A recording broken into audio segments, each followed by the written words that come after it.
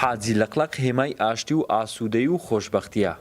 هەرێمی کوردستان بەگشتی و تایبەت دەشتی هەریر و زەی قەندیل بۆتە شوێن و پەناگەی باڵندەی حاجی لەقلەق. لەسەر تاوەری کارەبا و دارە بەرزەکان هێلانەیان دروست کردووە و دیمەنێکی جوانیان بەم دەشتا بەخشیوە. ئەو دارانە 200 ساڵ پترە. ئەو وەتێ لە بیر و باپیرێمە ئەو دارە هەرە بووینە. ئەو حاجی لەقلەقەش وەڵا وەتێ ئەو دارە هەن ئەو هاتێنە سە ئەو دارانە زستانە تێن نیوەی چلەی تێن ئەمینەوە هەتا هاوینێ جوچکاکەن و ئەڕۆن.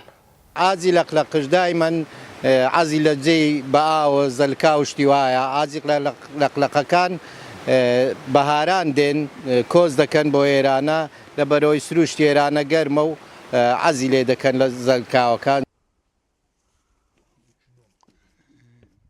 ئەو باڵندەیە سروشتێکی ئاشتی خوازە لە شوێنێک شەڕ و تەقە و ئاژاوەی لێبێت کۆز دەکات بەرەو شوێنێک کە بتوانێت بەهێمنی بژی.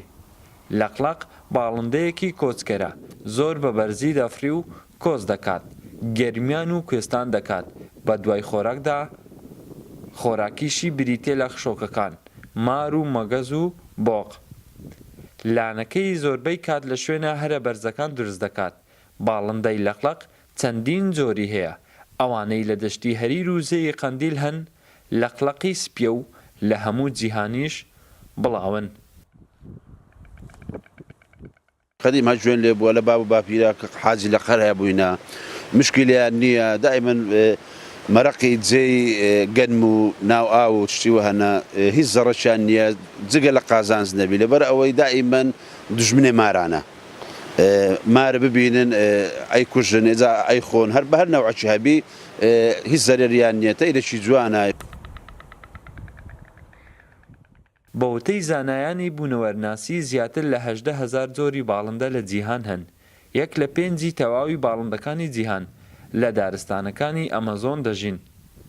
لە ڕۆژهەڵاتی ناوەڕاست 835 جۆر باڵندە هەن. بەگشتی و لە هەرێمی کوردستانیش نزیکەی 185 جۆری باڵندە هەیە. وڵات حەسەن، کورسات نیوز، نەحیەی هەریر.